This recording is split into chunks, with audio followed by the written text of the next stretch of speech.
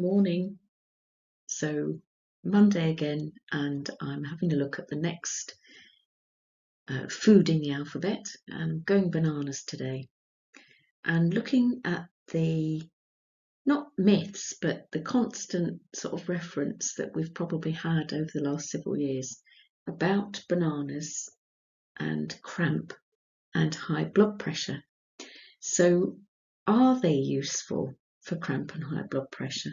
Now, it's certainly true to say that they're high in potassium, and from that perspective, that mineral is helpful for cramp and high blood pressure. But is there a one-hit wonder of a banana sorting out your cramp or sorting out your high blood pressure? If it were true, there perhaps wouldn't be the problems still existing.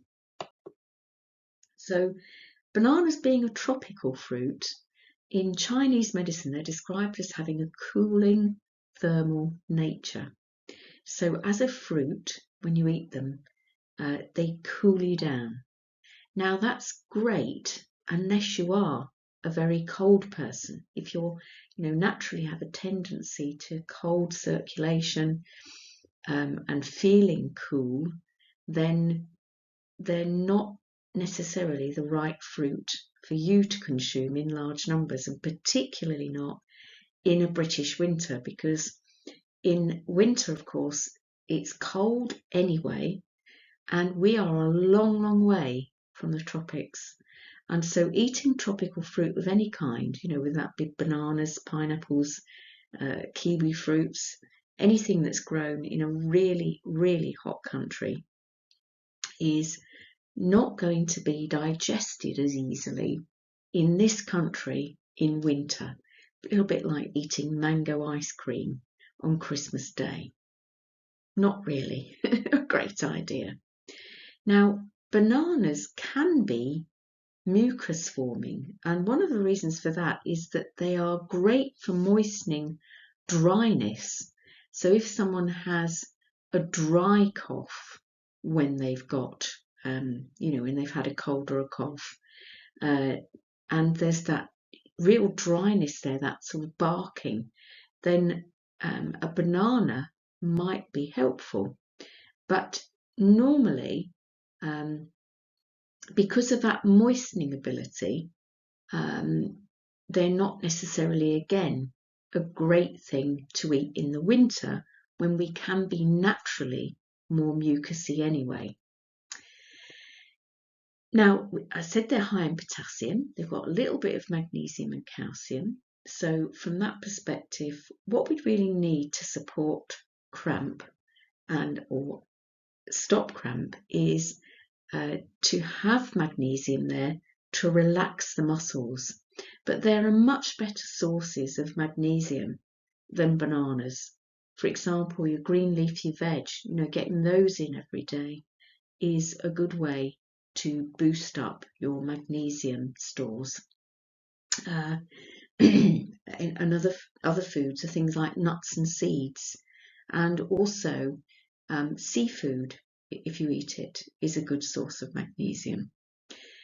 Vitamins B6 helps the nervous system. Vitamin C, of course, fantastic for fantastic antioxidant that helps all sorts of things stay fresh in the body instead of going rancid. And tryptophan, which can support the production of serotonin that helps you sleep. And so they do say that if you eat a banana before sleep, you can naturally raise serotonin, and that may help your sleep. But again, is that the right thing to do in winter?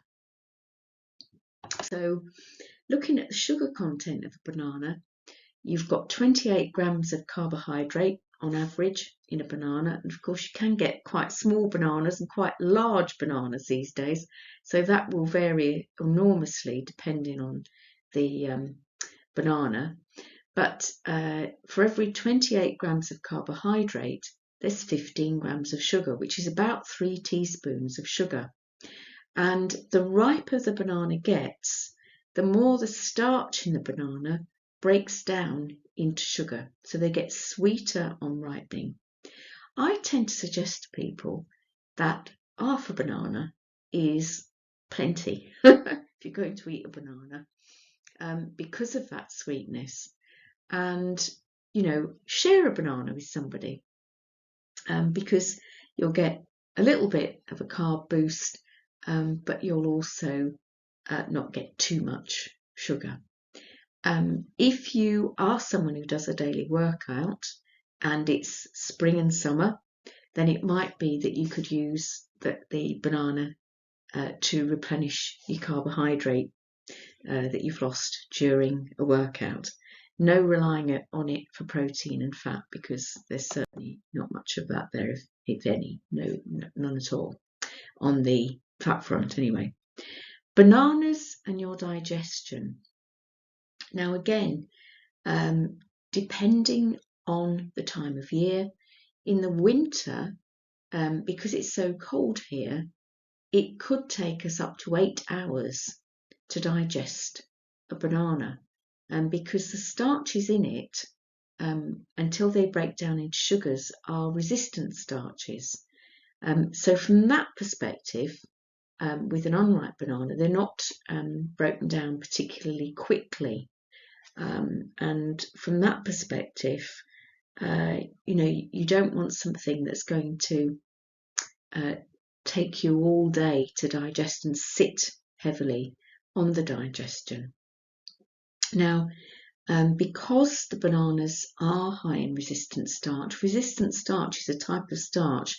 It's your oligosaccharides that help to feed your probiotic flora. They're prebiotics of fructooligosaccharides, quite a mouthful. But from that perspective, they help feed the gut flora. And in actual fact, it's been shown that fruit generally, or fructooligosaccharides anyway, are something that can boost calcium absorption from the gut because of the particular flora in the gut that they feed. And if there are any digestive issues, particularly with diarrhea and colitis, steaming a banana until it's very, very soft can be helpful to help reduce inflammation. And if there are hemorrhoids or piles, steaming a whole, obviously organic banana with the skin on, and then eating the whole banana when it's very soft, can be something that can help get rid of hemorrhoids or piles. So it's not that bananas are totally inappropriate or totally appropriate. It's thinking about the time of year, because they are obviously a tropical fruit, and thinking about what else is going on, because they do have a naturally cooling effect in the body. And is it the right time of year for that cooling effect and that moistening effect to be useful to you? And so obviously we're coming more and more into spring now, so see how you feel and what's right for you.